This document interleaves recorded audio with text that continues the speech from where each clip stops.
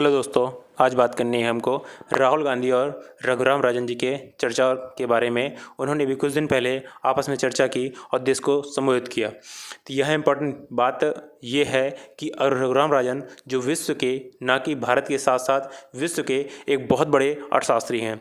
क्यों? क्योंकि इसका एग्जाम्पल आप इस बात से लगा सकते हैं कि वैश्विक जो महामंदी आई थी 2007 में, जो कि एक बहुत बड़ी महामंदी थी, उसका अगर किसी ने पूर्व अनुमान लगाया था तो थे रघुराम राजन। उसी के बाद रघुराम राजन जी को वैश्विक स्तर पर बहुत ही ज़्यादा सीरियस लिया जाने लगा, क्योंकि इनकी नीतियाँ, इनकी पूर्वाधारणा, इनके अनुमान बहुत ही ज़्यादा सटीक और बहुत ही ज़्यादा कारगर सिद्ध होते हैं। इनके द्वारा बताए गए उपाय बहुत ही ज़्यादा सटीक सिद्ध होते हैं। इसलिए इनके चर्चा के बारे में आप सभी लोगों को जानना बहुत इम्पोर्टेंट है। इसलिए आज चर्चा करते हैं रघुराम राजन जी के बारे में जी, कि उन्होंने हमारी जो भारत की दिशा है जो कोविड-19 की वजह से हुई है, पूरे वैश्विक स्थिति के बारे में उन्होंने क्या बताया है। तो आज बात करते हैं। पहले उन्होंने कहा कि उनका ये विचार है कि लॉकडाउन को एक्सटेंड ज़्यादा नहीं करना चाहिए, अर्थात अभी 17 मई के बाद लॉकडाउन को ओपन हमें करना ही पड़ेगा।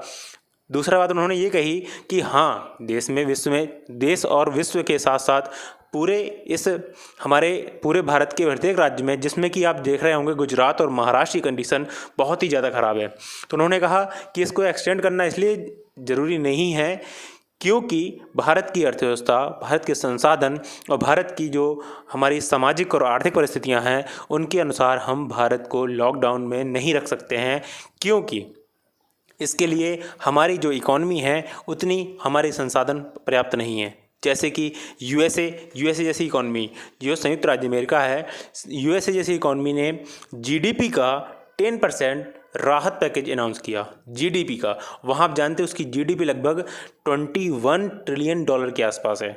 उसका उन्होंने 10% अर्थात $2 ट्रिलियन के आसपास उन्होंने राहत पैकेज दिया। और भारत के ने कितना दिया था आप जानते हैं। भारत की इकॉनमी भी इंडिया की इकॉनमी यूएसए की इकॉनमी से काफ़ी कम है। जैसा कि आप जानते हैं हमारे यहाँ की इकॉनमी लगभग $2.5 ट्रिलियन के आसपास है। हाँ, इसका लक्ष्य बनाया गया है $5 ट्रिलियन, लेकिन वो लक्ष्य अभी वास्तविकता से कहीं भी आसपास नहीं नज़र आ रहा है। कि ये कन्फर्म समझ लीजिए, वो लक्ष्य पाना असंभव सा हो गया है, ये कन्फर्म है। तो हमारे देश की जीडीपी का हमने कितना खर्च किया, हमने कितना राहत पैकेज दिया? हमने अपनी जीडीपी का मात्र 1% से भी कम राहत पैकेज दिया, क्योंकि हमारे पास संसाधन नहीं है। हमारे देश की अर्थव्यवस्था जीडीपी, हमारे देश की जो अर्थव्यवस्था है, आप जानते हैं जीएसटी और डीमोनेटाइजेशन के बाद पूरी तरह से लड़खड़ाती रही है। उसे उभरने का टाइम मिला ही नहीं है। ठीक है, इसलिए अब अगली बात आती है कि अगर लॉकडाउन खोल देंगे तो दिक्कत क्या है? दिक्कत तो आप जानते हैं, महामारी बढ़ी रही है, उसके क्या होगा? तो हमारे पास 2 ऑप्शन हैं, और मैं यहाँ पे ये कहूँगा कि हमारे पास ऑप्शन ही नहीं है। क्यों? क्योंकि भारत को अगर सरकार चाहती है अपने देश की जनता के साथ न्याय करना, तो हमारे लिए इन और गरीबों के लिए व्यवस्था को करना ही पड़ेगा। तो इसके उन्होंने क्या कहा? इन्होंने कहा कि हमें एक, जैसे सोशल वैक्सीन होती है, अब एक शब्द सुनिएगा, सामाजिक वैक्सीन, सोशल वैक्सीन की होती क्या है? आप लोगों को जीना सिखाइए, आप लोगों की जीवनचर्या पर चेंज करिए, लोगों को सोशल डिस्टेंसिंग के माध्यम से फैक्ट्री में काम करना सिखाइए, सोशल डिस्टेंसिंग के माध्यम से आप ट्रांसपोर्ट सेक्टर को करिए, सोशल डिस्टेंसिंग के बाद आप मैन्युफैक्चर करिए, एमएसएमई उद्योग को करिए। आपको सोशल डिस्टेंसिंग के साथ आपको जितनी भी सावधानी बरतने के साथ आपको उद्योगों को, आपको शिक्षा को, आपको सेवा क्षेत्र को, आपको मैन्युफैक्चरिंग क्षेत्र को, एमएसएमई को, अपने एक्सपोर्ट इम्पोर्ट को आपको चालू करना पड़ेगा। ये उन्होंने एक उपाय सुझाया। अगली बात उन्होंने कहा कि समस्या यहाँ पे आती है, समस्या सबसे बड़ी यहाँ पे है कि हमने अपने जो टेस्टिंग रेट है वो बहुत कम रखा हुआ। अर्थात भारत का जो टेस्टिंग रेट है लगभग 1000 जनसंख्या में 0.5 लोगों का केवल टेस्ट किया है, क्योंकि अगर टेस्ट नहीं करेंगे तो हमें पता ही नहीं चलेगा। अगली बात आती है कि अगर हमारे देश में लॉकडाउन है, इसके बाद अगर लॉकडाउन खुलेगा, आप जानते हैं राहत पैकेज मिल रहा है, गरीबों को अनाज मिल रहा है, पीडीएस सिस्टम के माध्यम से बांटा जा रहा है, लेकिन दिक्कत कहाँ आती है कि आपको राशन कार्ड ही नहीं है। राशन कार्ड है तो आधार लिंक नहीं है, तो उनको राशन पाने में दिक्कत आ रही है, इसलिए उन्होंने ये कहा, सुझाव दिया कि आपको टेम्प्रेरी राशन कार्ड का व्यवस्था करनी चाहिए। आपको क्या टेम्प्रेरी राशन कार्ड की व्यवस्था करके और हर डीएम जितनी जो भी अथॉरिटीज हो उसको टेम्प्रेरी राशन कार्ड जारी करने चाहिए और उसी से सामान मिलना चाहिए। आपके पास राशन कार्ड है, सर्टिफाइड है कि नहीं है, आज ज़रूरत है, जिसको ज़रूरत है उसको राशन कार्ड दिया जाए, ना कि उसका इसके बारे में कि आधार से लिंक है कि नहीं है। आप जानते हैं बड़ी समस्या आ रही है। इसके लिए उन्होंने ये कहा कि अगर आप गरीबों को बचाना चाहते हैं तो आपको मिनिमम 65,000 करोड़ का पैकेज देना ही पड़ेगा गरीबों के लिए। और हाँ, ये कोई 65,000 करोड़ आप जानते हैं ये कोई बड़ा अमाउंट नहीं है। क्यों? क्योंकि हमारी ये जीडीपी का बहुत कम है। सोचिए हमारे देश की जीडीपी 200 लाख करोड़ है और 200 लाख करोड़ में आप सोचिए 1 लाख करोड़ से भी कम, 65,000 करोड़, कितना कम है। इतना आप दे सकते हैं, हमारी सरकार इतना दे सकती है, इसके लिए सक्षम है, इसमें नो डाउट हमारी सरकार इतना है। अब दूसरी बात आती है, उन्होंने पूछा, राहुल गांधी जी ने क्वेश्चन किया होगा कि मान लीजिए इसके कोविड-19 के घाटे तो बहुत से हैं, मीडिया द्वारा बहुत से घाटे बता रहे, पर फ़ायदे क्या होगा। आप जानते हैं इसके पहले भी इसकी चर्चा हो चुकी है कि फ़ायदा ये है कि आप अपनी सॉफ्ट पावर को मजबूत कर सकते हैं। किसको? सॉफ्ट पावर को। सॉफ्ट पावर क्या होती है? सॉफ्ट पावर होती है हमारे यहाँ की क्षमता, जो संसाधन है, हमारे यहाँ की एक पहचान है, जो कल्चर है, जो ट्रेडिशन है, हमारे यहाँ परंपराएँ, हमारे यहाँ का ज्ञान है, जो सॉफ्ट नॉलेज है, उसको बढ़ावा देना। जैसे कि हमारे यहाँ का जो एक तरीका है, आप जानते हैं आज सोशल डिस्टेंसिंग की बात हो रही, हमारे यहाँ सोशल डिस्टेंसिंग हमारे ट्रेडिशन में चली आ रही थी, जिस तरह से नमस्कार करना, दूर से बात करना, ऐसा कुछ हमारे यहाँ पहले से ही चला आ रहा था, उसका नहीं है। दूसरा देखिए हमारे यहाँ की जो सॉफ्ट पावर इसलिए बढ़ रही है कि हमने जो कार्य करके दिखाया है वैश्विक स्तर पे, वो सराहनीय है। क्योंकि अब विश्व की जो सेकंड मोस्ट पॉपुलेटेड कंट्री है और उसने जिस तरह से इस लॉकडाउन को, जिस तरह से कोविड-19 को टैकल करने का विजन उठाया है, वो बेहद सराहनीय है। तो हमारी जो साख है पूरे विश्व स्तर पर बढ़ी हुई है और कोविड-19 के ख़त्म होने के बाद इसका फ़ायदा हमें मिलेगा। दूसरा हार्ड पावर में आता है, ये मैन्युफैक्चरिंग सेक्टर है, इंडस्ट्री सेक्टर है। ये हमें बूस्ट कैसे करेगा? ये बूस्ट ऐसे करेगा, आप जानते हैं चाइना का जो हार्ड पावर है, जो उसके मैन्युफैक्चरिंग सेक्टर है, पूरे उस पर रिलायत है।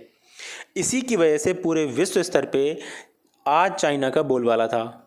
लेकिन जिस तरह से कोविड-19 फैला हुआ है उसकी वजह से आज ये प्रॉब्लम आई है कि लोगों को चाइना के ऊपर विश्वास खत्म हो गया है। लोग चाइना को अब उस विश्वसनीय नज़र से नहीं देखते हैं, उसका एक ऑप्शन ढूंढते हैं। ऑप्शन आप भारत बन सकता है, इसलिए भारत को ऑप्शन बन के उभरना चाहिए। अब दूसरी बात आती है कि समस्या कहाँ पे आ रही है। उन्होंने ये कहा कि जो हमारा भारत के जो केंद्र है और राज्य है, ये क्या कर रहे हैं कि आपस में कहीं ना कहीं थोड़ा सा कन्फ्लिक्ट के माध्यम से दिक्कत आ रही है। दूसरा कि आप जो नॉर्थ इंडिया के स्टेट्स हैं वहाँ पे सेंट्रलाइजेशन बहुत ज़्यादा पावर का, ठीक है, और जो साउथ इंडिया के स्टेट्स हैं वहाँ पे डिसीजन मेकिंग साउथ इंडिया के स्टेट्स में वो डिसेंट्रलाइज ज़्यादा है। इसलिए आप देख रहे होंगे केरल जैसे राज्य ने कितनी जल्दी इस महामारी पे कंट्रोल पा लिया। और दूसरी बात क्या आती है, इन्होंने कहा कि जो ये अगले टॉपिक पे बात हुई, वो इस टॉपिक पे बात हुई कि हमारे यहाँ असमानता बढ़ रही है, गरीब और ज़्यादा हो रहा है, अमीर ज़्यादा हो रहा है। अर्थात 1% के पास बाकी 99% से भी कहीं ज़्यादा जो असमानताएँ वो बढ़ती जा रही हैं। इसका डेटा आप देखते रहते होंगे, जो फोबो जैसी पत्रिकाएँ इसमें लाती रहती हैं। तो जो डाटा है ये असमानता बढ़ क्यों रही है?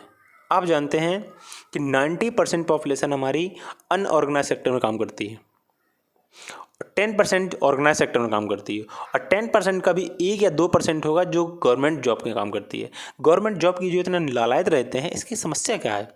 गवर्नमेंट जॉब में लालायत रहने की समस्या है कि उसमें काम करने के अवसर अधिक हैं, निजी सेक्टर में प्रॉब्लम ज़्यादा है, दिक्कत ज़्यादा आ रही है। तो आपको जो ये असमानता है इसको ख़त्म करना पड़ेगा, जिससे कि सरकारी जॉब के प्रति जो एक बहुत ज़्यादा चाहत है वो कम हो और निजी सेक्टर तरफ बढ़ावा मिले।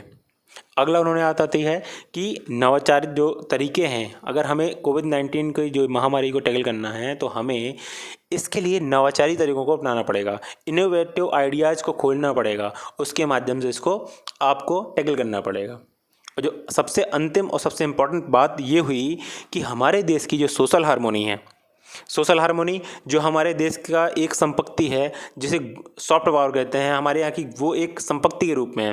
वो संपत्ति हम कहीं ना कहीं इस कोविड-19 के महामारी के दौरान खोते जा रहे हैं। और आप जान लीजिए कोविड-19 से हम लोग एक न एक दिन पारंपार पा सकते हैं, लेकिन अगर आपने सोशल हार्मोनी को डिस्टर्ब किया, उसका खामियाजा आपको हज़ारों हज़ारों मतलब 2-4-10 साल का नहीं होती है खामियाजा, ये 50-100 साल का खामियाजा होता है। आप जानते हैं 1909 में की गई एक गलती जो अंग्रेज़ों ने की थी, आप जानते हैं इसका नाम देते हैं मार्डले-मिंटो सुधार। 1909 में जो बीज बोया गया था मार्डले-मिंटो सुधार के माध्यम से, वो 2020 में किस तरह से पनप के हो रहा है। इसलिए सोशल हार्मोनी के लिए जो हमारे यहाँ की मीडिया है, हमारे यहाँ के पॉलिटिशियन हैं, हमारे यहाँ के सोशल वर्कर्स हैं, हमारे यहाँ के एक्टिविस्ट हैं, चाहे राइट विंग हो चाहे लेफ्ट विंग हो, इन्हें सब लोगों को, चाहे धर्म के गुरु हों, इसको मिलके आपको काम करना पड़ेगा और सोशल हार्मोनी को बचा के रखना पड़ेगा, जो हमारा बहुत बड़ा सॉफ्ट पावर है। इस तरह से इनकी चर्चा ख़त्म होती है और इसके बारे में हम लोग फिर बात करेंगे क्योंकि इसकी अगली चर्चा हम लोग बात करेंगे जो राहुल गांधी जी ने अभिजीत बनर्जी जो नोबेल पुरस्कार विजेता हैं उनके साथ भी एक बात की थी, उसके बारे में हम लोग